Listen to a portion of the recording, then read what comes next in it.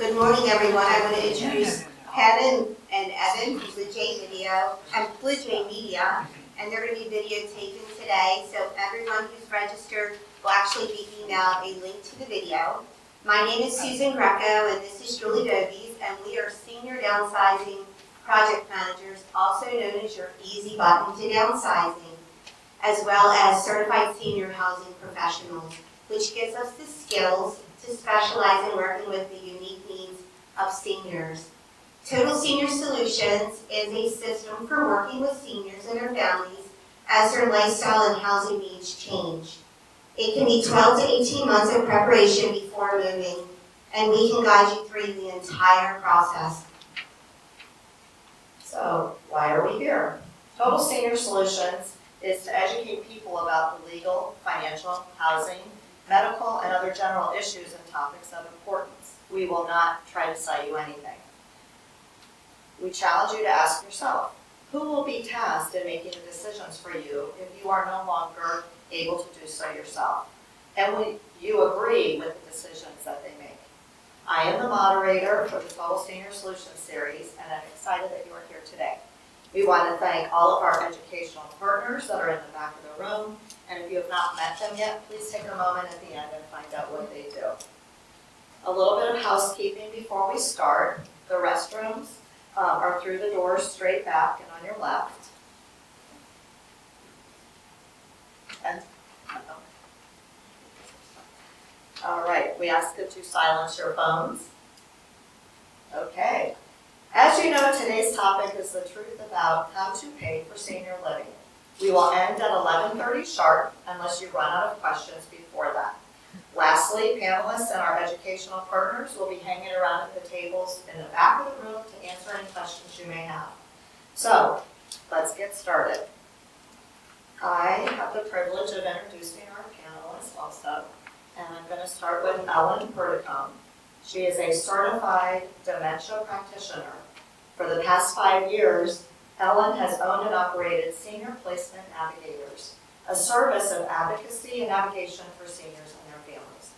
She also has experience working in assisted living, memory care, and independent living.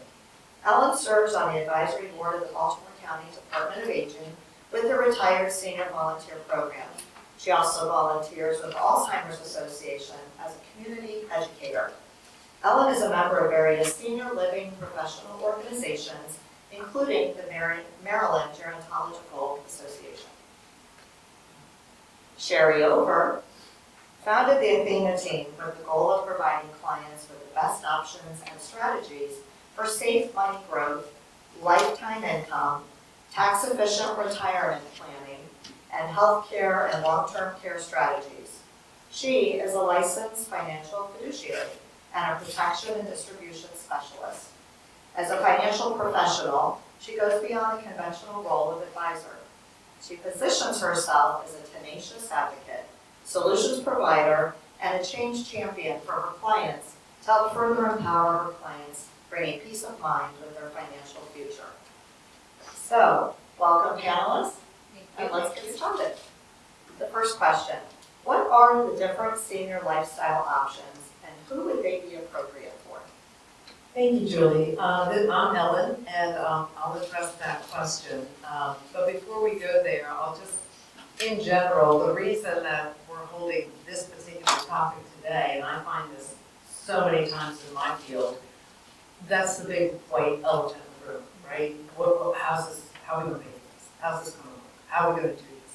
And in senior living, there are basically two factors that determine what your path is.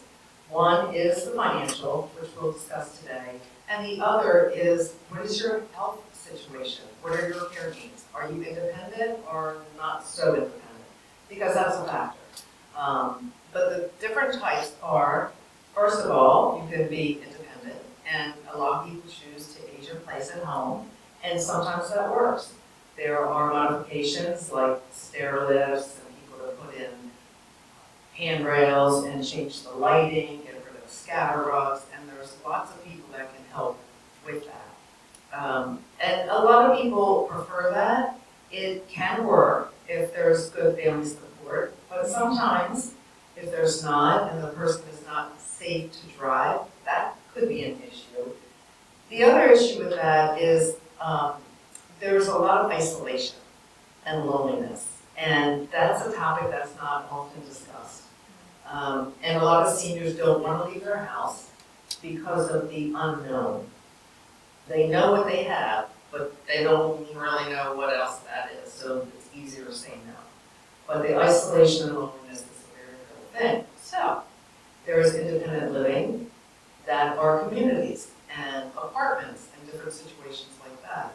And it runs the gamut. It runs the gamut from apartments that are for seniors and some of them are subsidized for the income eligible people and the needy. And all the way up to the very fine luxury lifestyle places that are almost like resorts. So there's a lot in between there. And most of it is private pay, unless there's a subsidy that someone is eligible for.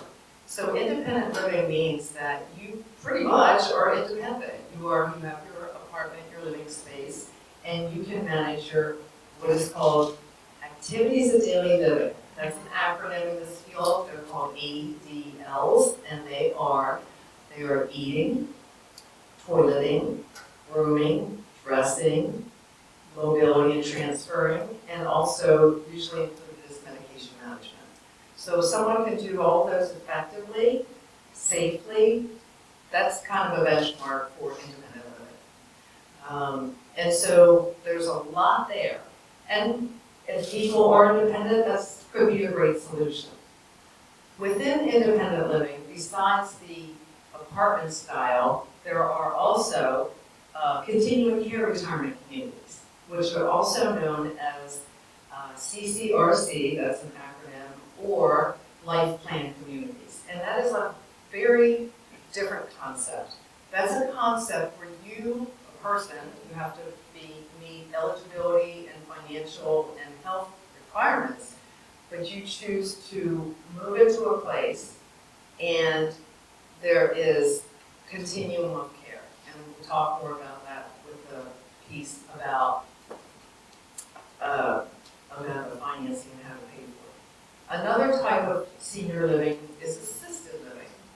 And that also runs the gamut of subsidized, they have Medicaid, they have private pay, they have small houses, medium places, and the big elaborate places. So that is based on need for help with your activities of daily living safely. So that's what most people choose to do if they have that need. Now, in reality, most seniors I've ever worked with and the families, people do not want to leave their house because, again, that's what they know.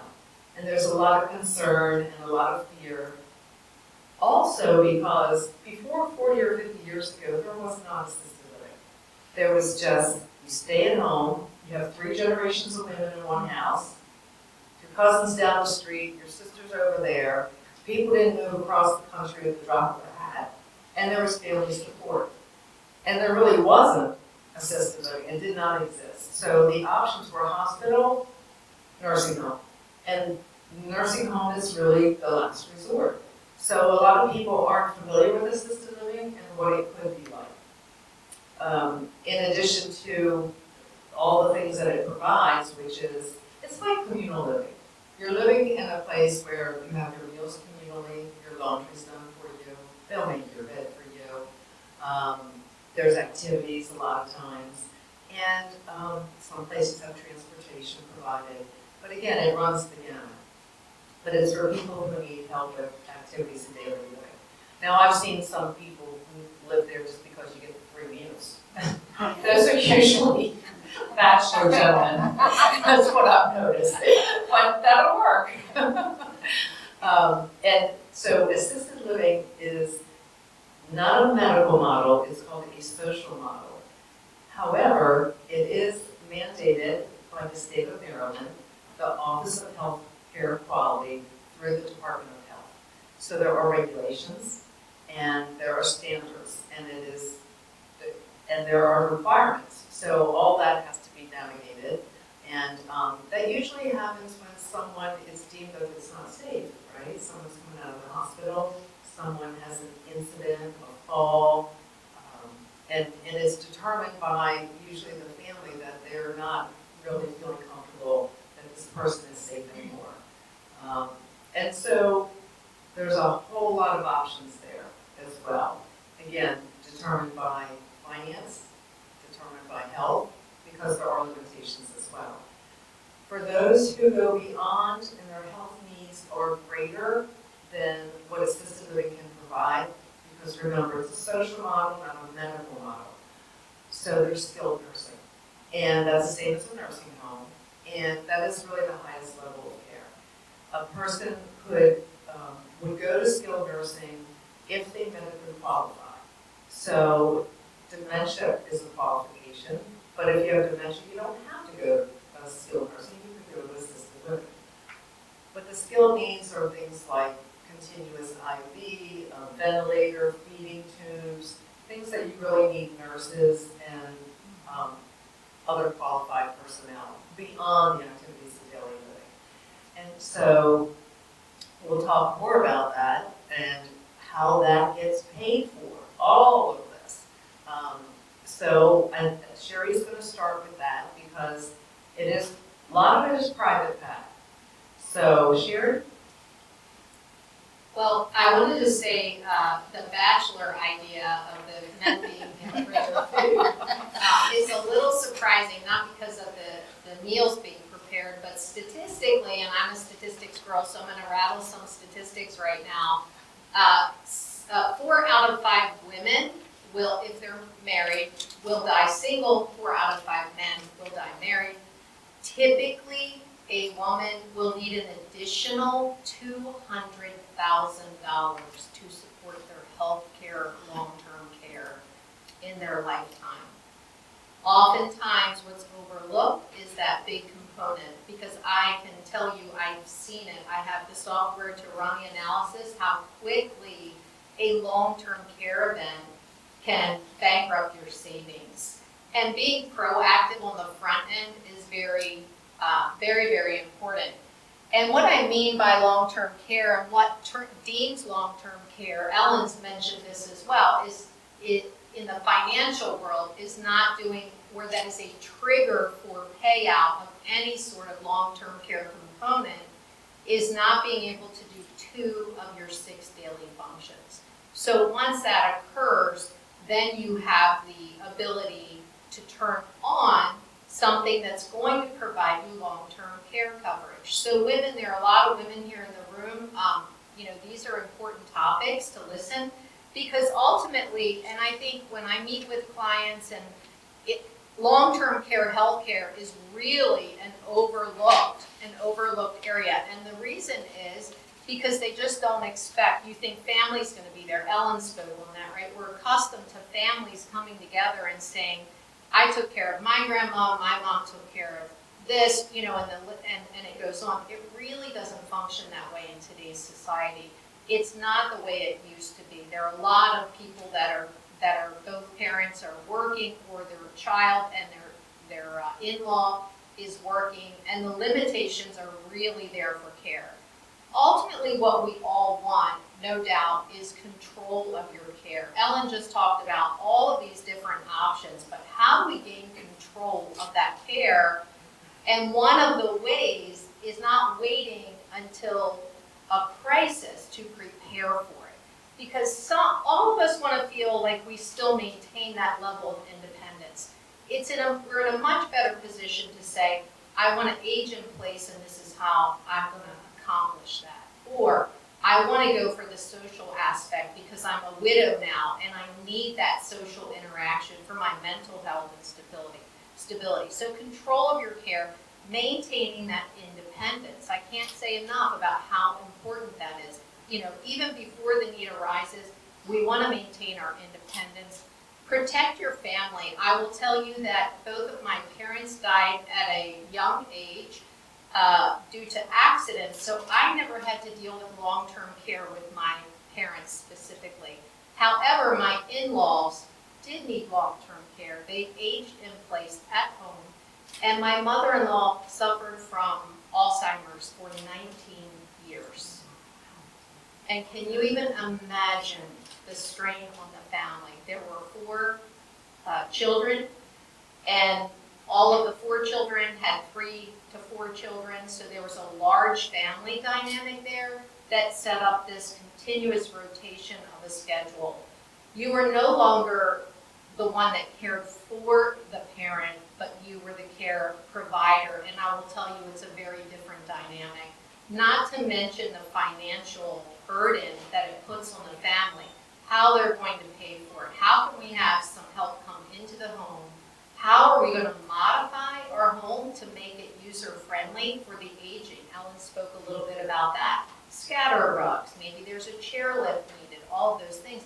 But how are we going to pay for that and planning that ahead of time? And ultimately that pre-planning or thinking ahead of time about how you're going to handle this when it occurs, because 7 out of 10 of us will need some sort of long-term care. 7 out of 10 of us. So it should be a really important topic for you to consider when looking at your future as far as living independently, controlling your decisions, as well as protecting your assets so that you can make an informed and an educated decision. So how do we pay for this? Okay, I get mine time all in one lump. So there are several ways that you can pay for long-term care. My grandparents' way of doing things is the old way. Everyone probably is familiar with long-term care is expensive, the prices go up, I can't afford to keep paying it, therefore I decrease my care coverage, and oh my goodness, if I never need it, which Lord, we hope you don't, but if you never need it, you've lost all that money you put into it. I will tell you as a financial professional, I do not put people in a product like that. I do not, that is the old way of doing things, and there are some amazing ways that we can handle long-term care coverage right now that we can leverage the benefit. For example, I like to think of it as a Rubik's Cube. So I can't solve a Rubik's Cube, but I could do probably one side. So if I said, let's get that green side, green is money, green means go, green means it's life-giving, we're gonna work on that green side. People have assets in different places. We have our real estate asset, we have our 401k, we have a savings account, we have CDs, whatever those various assets are, and they're all mixed up on that Rubik's Cube. So my goal as a holistic planner would be to look at where you have those assets and work on lining all of the green squares up so that your financial future is secure. What best suits the client is dependent on, do I want to age in place? Am I planning on downsizing, which is where Susan and Julie come in? Do I need help with these things? But ultimately, reallocation of some of your assets. So there are several very viable options out there for long-term care that you could take a portion of your 401k or your IRA or your investment account, whatever it may be, and you can allocate it towards an asset care, and that's the term we use. You take that asset, it's now asset care, and that money is established for you for the need of long-term care. And I will give you an example. This is a high payout individual. The couple I just met with yesterday, they wanted $12,000 a month for each of them to provide for long-term care if they needed. They moved $250,000 and put it in a different account. It was a non-taxable event. Most people are taking their required minimum distributions right now, and that's okay, but it's a non-taxable event. And if they need that long-term care, they simply turn it on. And what I mean by that, what turns it on? Not being able to do 2 of your 6 daily functions. It does not matter if you want to be in the Hyatt of assisted living, or if you want to be in the luxury apartments, or if you want to be in your home and maintain your home. It doesn't matter where you are.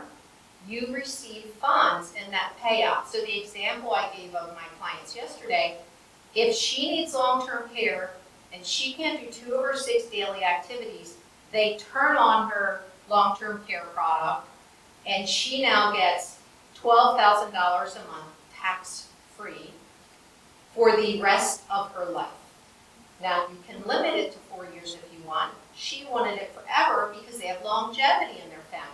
Her husband's 10 years older, they're both in great health, but they both have parents that lived into their late 90s. So when you think through these options, part of this, let's look at what the need is, hands down, she needs something that's more than a 33 or 36 month payout. If she never ever uses that, and that's the goal, right? To never ever use that. If she never uses that, that is now a tax-free legacy for whomever her beneficiary is. It does not go to waste. She does not lose a dime of her money. We simply take a portion of one of her assets and earmark it for this so that when or if that time comes, it's there for her ready to use. There are more traditional approaches. There are insurance products out there that will provide the traditional long-term care. However, I recommend you make certain you work with a professional that knows you want a cashback option.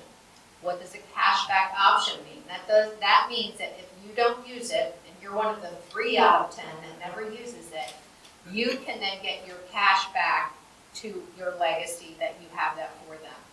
I discourage if you don't use it, you lose it type of product. I would never recommend that for anyone because I don't think that's good use of your funds.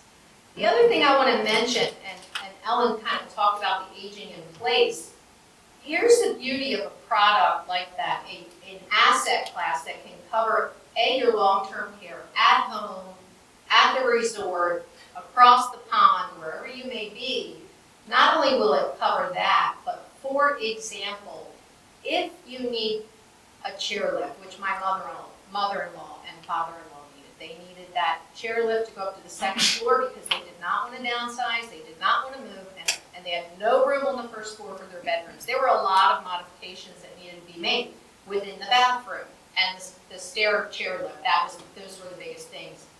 You can use your long-term care money to pay for those things.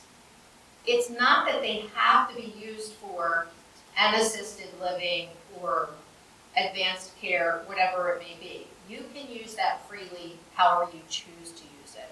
So in their case, they could use that money to install the chairlift and pay for that expense, pay for bathroom modifications, pay for part-time help to come in to help them live when the family wasn't there to help with things.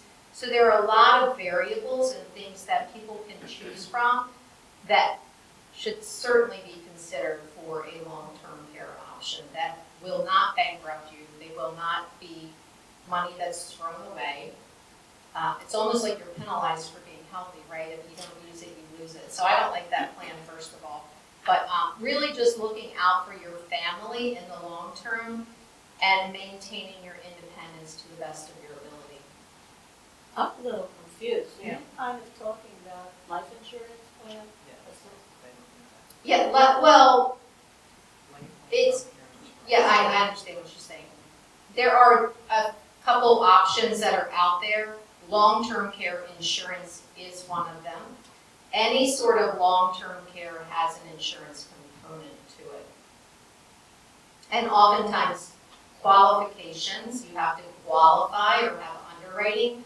People think that later they're older, oh my goodness, I'll never qualify, I've had a heart attack, or I'm diabetic, or I've had a stroke, or those types of things would be knockout questions or something keeping you from getting it. Asset care, different newer products, newer meaning the companies have been around for 150 plus years, but that product they're offering is newer. They do not have stringent underwriting. They're very, very liberal. Now, if you're already in a home and getting long-term care and can't do 2 of your 6 daily activities, that would be something that you would not qualify for any sort of long-term care. But isn't long-term care insurance very expensive? I would say the old way of doing it is expensive, Right. yes. And I think that the options that we have now are very affordable, and not so much, they are affordable, but it's a matter of strategically allocating your funds, that you're earmarking it for something should that need arise, but ultimately, you're still leveraging those funds. So you're gonna get, tax benefits from that. You're gonna get a legacy plan out of that. And let's hope it does go to your legacy, because ultimately, you're protecting your family no matter how you slice it. So it sounds like to do that, what you're saying now, is better than getting the long-term insurance. That's why I've never gotten it, because it was so expensive. Yes, and that is the mindset. You're right. So that's the paradigm we need to kind of break through. That's exactly right. So would I go to you to help me do that? I would love to help you talk through what that would look like. I do help my clients do that regularly, but it's about having that bigger conversation, as you can see. Ellen has talked about options she provides for families, and how is that financially impacting the family? And those are the pieces that you definitely want to talk through, because our grandparents' way of doing things, we're in a new day with new options that are very, very helpful. Do you want to add something there, Ellen? I can talk. So I guess for me, it would be, where do I start? I live alone, I'm still able to live in my house. So I think what I got from what Sherry has said is, right now, while you're still relatively healthy, is the time to plan. Because if you got, let's say for example, if someone's diagnosed with dementia, Yeah. you're not gonna get long-term care insurance. Say, So where would I start? Would I start with you, Ellen? well, I could speak with you, Sherry could speak with you. Sherry does the planning with the insurance products, and I help families look at. So let me get back to this. The kind of segues into what I want to talk about. So for all the senior living options, except for living at home, it's going to cost money, right? It's not free. Right. And whether it's independent, assisted, whatever. And so how are we gonna manage that? What is there to work with? And one of the questions would be, is there long-term care insurance? That would be the first conversation that would be discussed. If there is, let's learn about that policy, because not all policies are the same. They might have a daily cap, a monthly cap, an annual cap, and a lifetime cap. So those are some of the things that can be tailored when one purchases that product. So that's part of the mix, to see, okay, great, we have this, we have X amount, that is wonderful. Now, what else do we have? Most of the senior living options are going to be private pay, unless your income and asset eligible, and that means low income and low assets. That is a factor though, because there are some things out there. So your whole financial picture is really part of what are your assets, what is your income, and what would you need if you were to transition into one of these environments. You're not going to need the same amount of expenses, and some you need far fewer, and some you need a little bit fewer. So it's basically what your assets are, assets and any kind of insurance. There's another benefit out there though that is important, and I'd like to talk about it today. It's called aid and attendance from the military. And this is a benefit that a lot of people don't know about. It's a pension. So the military has many different kinds of pensions. This one is specific to veterans who have served during an active conflict. They got a discharge that was other than dishonorable, so it could be general, medical, honorable discharge. And they have to have a need of 2 activities of daily living. So let's say there's a veteran and they meet all that criteria. And now they are at home and they have someone coming in to help them with their activities. That may qualify them. And then they would contact, and I have contacts for that, and they would go through the process and do the application. And if they were granted an award, the award and there are different amounts for different, if you're a veteran or the spouse of a veteran. That award is retroactive from the date you apply. So if you're eligible, applying as soon as possible would make a lot of sense. The other thing is, with this benefit, it's good for the veteran and the surviving spouse, provided that they did not get divorced, and so that's possible. So I have a scenario where there was a veteran from the Navy. He got divorced. He married wife 2. He died. She was eligible. Wife number 1 was not. Wife number 2 was. And so it's really important. I have some, like I said, contact information. There is a Department of Veteran Affairs that will definitely get you the information. They have staff that can assist with questions and assist getting started.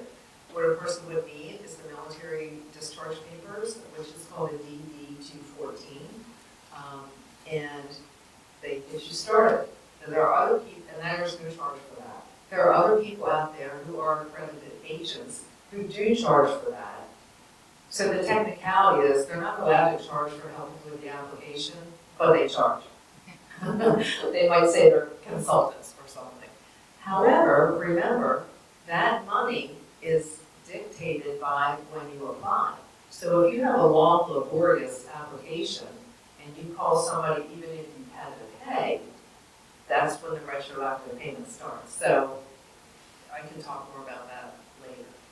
But it's a wonderful benefit, and if someone is already receiving a veteran's benefit, what the VA does is you can't actually double dip, but they will evaluate both, and whatever is higher that the person's eligible for is what they will get. So that is not it's a little known type of benefit, but it can really be helpful to people. The other thing is that you have to have, so to demonstrate that you have the need, you have to be receiving services. Yes, it's a catch-22. So if you said, well, I need assisted living, well, are you receiving that? Well, no, I need the benefit. No, you get the services to prove, and then we'll see if you're eligible for the benefit. So that could be staying at home or somewhere else with help coming in. Usually that help has to be through an agency. It couldn't be your cousin down the street or your neighbor. But those are things that they can answer for you. So that's a real nice benefit right there. And then there's another benefit, which is income-based, but it is not, you don't have to be destitute. It is for assisted living only. It is called the Assisted Living Subsidy Program by the state of Maryland. It is operated in each county, although each county has their own funding and they handle it separately. But they will pay, and this is for moving into smaller assisted livings which participate in this program. The state of Maryland will pay up to $1,000, depending on the county, towards the fee. So if your fee is a monthly fee of $5,000 and you move to a place that participates in the subsidy and you're eligible and you apply, then that helps a lot. Now, aided attendance does do a 3-year background check. So in other words, whatever you say on that application, and I would not lie to the federal government, I don't want to end up in that. I don't want to end up in that assisted living. And so the Maryland subsidy also does a 3-year background check. And when I say background check, financial. They want to make sure that people don't intentionally impoverish themselves. Oh, here's $50,000 for you. Here's $100 for you. Oh, now I'm not eligible. They don't want to. They want to prevent that. So that is one way to save money. And then for the neediest of the needy, there is Medicaid. But the caps, the eligibility is so very, very low. I mean, you would really need to be destitute. You have to have income of less than $2,500, and you have to have assets less than $2,700 to even apply. And the application process is long, and there's a lot involved. And the place to get more details would be the Department on Aging in the county that you live in, or there's a statewide program called MAP, M-A-P. It stands for Maryland Access Point, and those are for benefits that are all over the state. So Medicaid is statewide. It is state and federal government combined. So they do a long vetting process, and they give a person a priority based on their care needs, and then you go on the wait list. So most of it is really private pay, and it's with your assets, your house. Great to work with real estate because you want to know, okay, what would this house net me if I were to sell it? Even if I have to do some improvements or cosmetics or whatever, what I suggest that people do is ask an agent to get it. When I work with people, I say, don't look on Zillow. Let's try to be accurate. Let's talk to a real estate agent and see if they can give you an idea of what your house would bring in. But what the consumer wants to know is, what is the estimate of what I will net at the end of the day? What are we looking at? So then it's that, any investments, any savings, anything. And those are all part of the mix. Now, personally, when I work with people, we look at, okay, what is practical for a sustainable plan? Not, oh, you want to go to a fancy place? Oh, sure, you can afford it.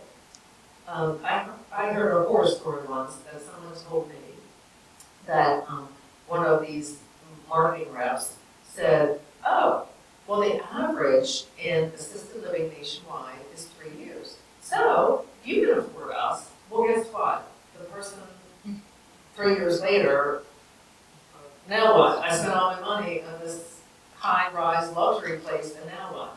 That's not a good place to be. So I do work with families and help them strategize about how we can make this work financially. So the programs are out there: Department on Aging, Maryland Access Point, and aided attendance if those apply. There's also something for people who did not, veterans who did not serve during a conflict, and if they went to Camp Lejeune, there is an entire list of ailments that have been determined to be as a result of that experience, and there are benefits for that as well. You want to touch on Medicare? Medicare. Okay, so Medicare, probably a lot of you all know, is health insurance for people over 65. And that's all it is health insurance. For hospitalization, your doctor, your x-rays, your lab work, your medications. It does not pay for senior living. And people get that impression that, oh, well, this will pay for it. Or, doesn't the government pay for it? Well, we really the neediest of the needy.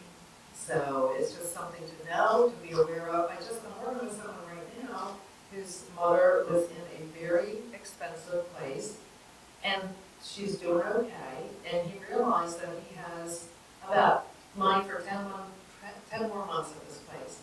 And he told me that he assumed that he could stay there, she can go on Medicaid when she runs out of money. No one told him this. This was in his head. He figured this out himself. And that's not necessarily how it works. So basically, Medicaid for assisted living is, the government doesn't own any of these places, but the government works with places who want to take Medicaid residents. The government pays a small amount, and those places participate with Medicaid, and then the senior will move in if they're eligible, income eligible. So a lot of the other places, you build a better mousetrap, you can charge a whole lot more, opposed to the lowest price that they can get. And so there's a difference there. Theoretically, they're supposed to fulfill all the regulations, but I've been to a few of those places. And if there's any other way around it that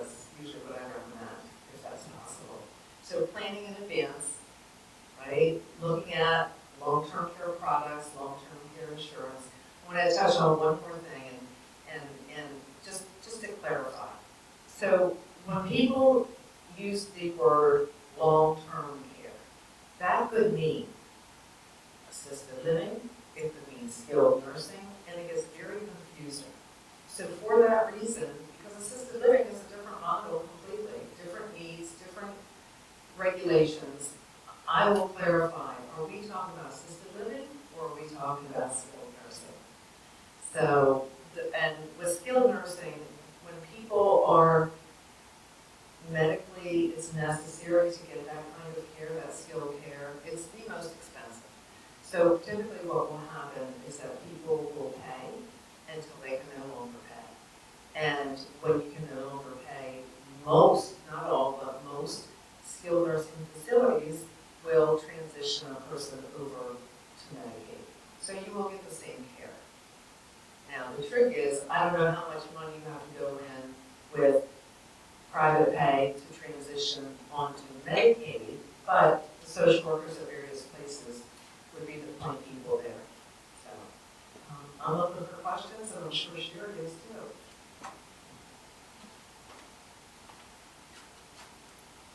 Okay, so are you passing the mic around? And so if anybody has a question, you can raise your hand. Okay, I have a question.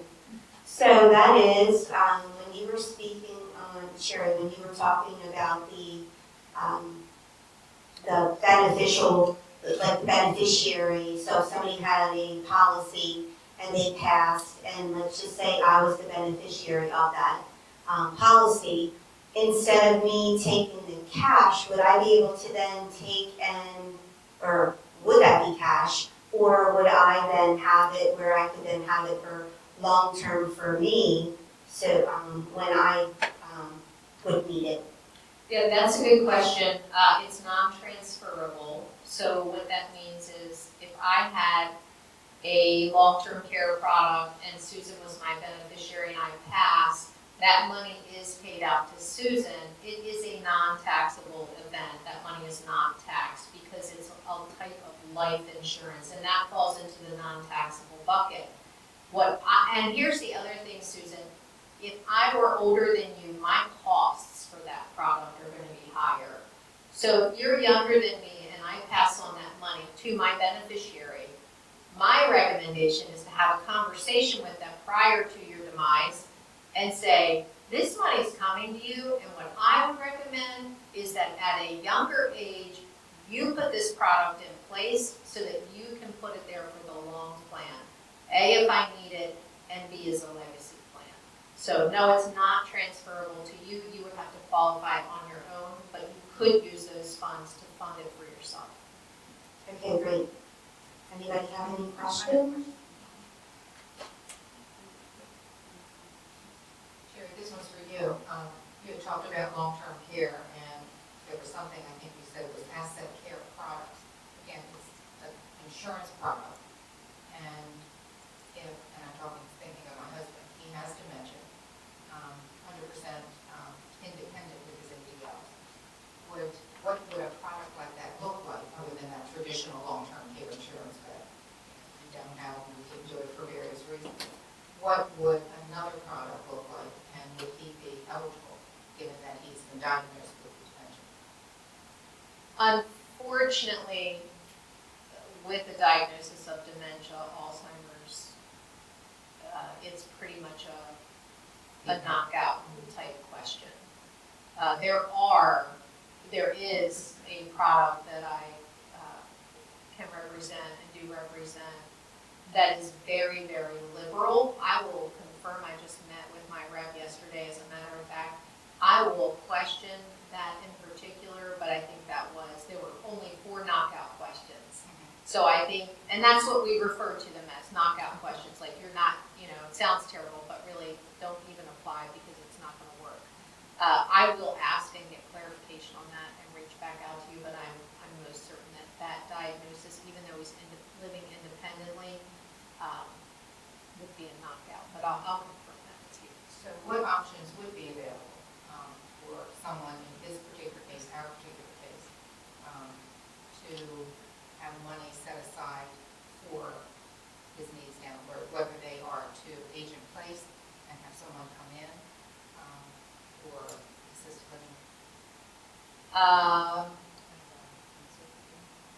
Yeah, from an insurance perspective, it doesn't look so good. Good. So let's see if Now I'm Alan really has. impressed. I wasn't impressed before. I'm sorry, I'm just gonna be honest, but let's let Ellen give some options here. I think this is when some of the options she mentioned come into play. Thanks, Mitch. So this is something that I experienced with my own family, and I'll explain how this worked. So my dad passed first, and then my mom passed, and my sister was the executor of the estate, and when she was dealing with that, there was a family trust. I started laughing. I mean, trust? We got our clothes at Sears. We're not trust people. But little did I know at the time, and I've since learned, what an irrevocable trust can do. And this is what my parents had the foresight to do. They took money that they didn't need on a regular basis, and they had accumulated some assets. They created a trust. That was because if either one of them would ever need long-term care, like skilled nursing home, because somebody theoretically could be in a nursing home for years, and that at $9,000 to $15,000 a month, they will go through anything and everything you've got. So they created this trust, and that protects it. There's a 5-year look back. They protected that money.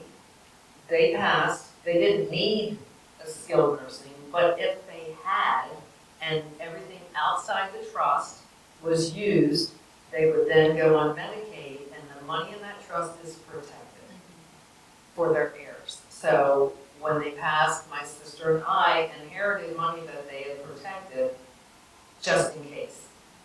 In your situation with your husband, and I'm not, really an estate planning attorney can help you, and I can refer plenty of them to you. But this is planning for protecting your assets, because your husband has dementia. He might live a while, we don't know, but you're going to need money to live on, and he might need care, most likely. So I would recommend an estate planning attorney, because there are irrevocable trusts, there are family trusts. So that would be the best person. It's about creating a trust and funding the trust. Right, we did talk to, care attorney, and we have a revocable trust. Does that protect you from a Medicaid? That's what you want to find out. Are those assets protected against Medicaid spend down? I think there is something in there that talks about that. Okay, There was a term that she had used, I can't remember, but it did reference the Medicaid. I don't believe revocable is protected, but double check. So I have a question for Sherry.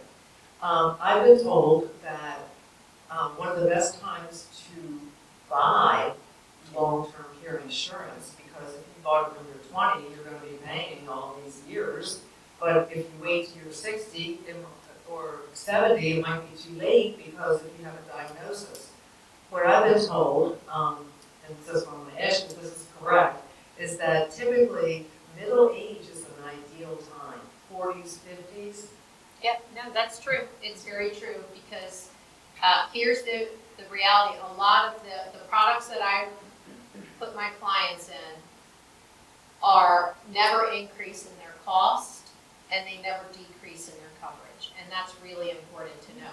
So you may get it at 30 or 40, and it's a great price because you're young, but then a lot of them will accelerate or increase their premiums as you age, and that's really a bad place. I have a client right now that I'm due to meet with. She has a long-term care policy with Genworth, and they're in a really bad place right now, and she's trying to figure out how to recover, or can she get out of that, or what her options are. But it pretty often boils down to you either let it lapse or you take lesser coverage. But with regard, and I was thinking of this when Ellen was answering your question, with regard to your situation with your husband, and I hear, there's a sense of like, oh gosh, it's too late for all of those things, and I can appreciate the heaviness of that. But I would encourage you to consider, and a lot of people in this room can speak to this, but that the care provider, which you are currently for your husband, right, is often the one that's most in need of care too, because they're neglected. Okay?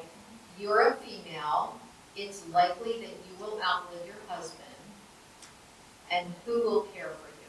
So I know you're focused on your husband's care right now, but maybe if you could just find some quiet space for a time where you can think about your care so that you can live, in a way that will allow you to, if the time comes, if you're one of those 7 out of 10 of us that need that you can now, because you're healthy, position yourself in a place where you might be able to move some of those assets into one of the asset care products that says, okay, if I need it, it's here. If I don't, I have this money. And the asset care product is paying a monthly amount. Yeah, it pays a month. You can do 2 of your 6 ADLs. It will pay a monthly amount. It does not need, it also comes with a concierge service that will manage your bills for you and the payout and the bickering and the arguing and all of that stuff at no cost. It is an amazing product. And especially if you're the last survivor, okay? The couple I'm working with now, they have no children, no family. She's probably gonna outlive him. He's 10 years older. She's a female. They're both very healthy. But then who's gonna help her if she can't and doesn't have the mental fortitude to look through that stack? And it is a stack of explanation of benefits that come with your bills, but to look through that and say, I didn't get that, or I didn't need that, or why am I billed twice for this? That type of service is provided with an asset care product. So it really is rather remarkable. Very good options. And my recommendation would be to actually ask the attorney that specific question that Ellen was saying. So then we're clear. Any other questions? Alrighty. I want to thank both of you. I learned a whole lot. That was great. So I do want to thank everyone for coming today. And September's topic is going to be called The Truth About Leaving a Legacy. So if you know anyone that might be interested in attending, please let me know. Love to get them signed up for that. And September for now is going to be the last monthly seminar that we're going to be holding here. Next year I'm going to be starting a Downsizers Club, and stay tuned for the information. I actually included in your handouts today about what a Downsizers Club is. So it's for anyone that is thinking about downsizing in the next 5 years. And it is a program that I'll be following. I'll be bringing experts in at the time. It's going to be a more intimate setting, finding out like the people that are in the group. I'll find out what their needs are, and then we'll speak to those needs for those people that are in the group. And so I'm really excited about that Julie and I are actually going to be hosting that, and I'll let you know later where it's going to be. So if you guys can fill out your evaluation sheet, I'd appreciate it. Drop it off either in the back of the room or hand it to me. And then if you guys have any questions that you think of later, of course, Sherry and Ellen are open for any calls, and you can get their information. You didn't give us business cards. They're all on the back desk, the Yeah, so table he there, goes on with back. some handouts. There's some handouts in the back of the room. And then lastly, if you haven't had a chance to meet our other educational partners, please introduce yourself, find out what they do and how they might be able to help you. So thanks again, and I hope everyone has a great day. Thank you.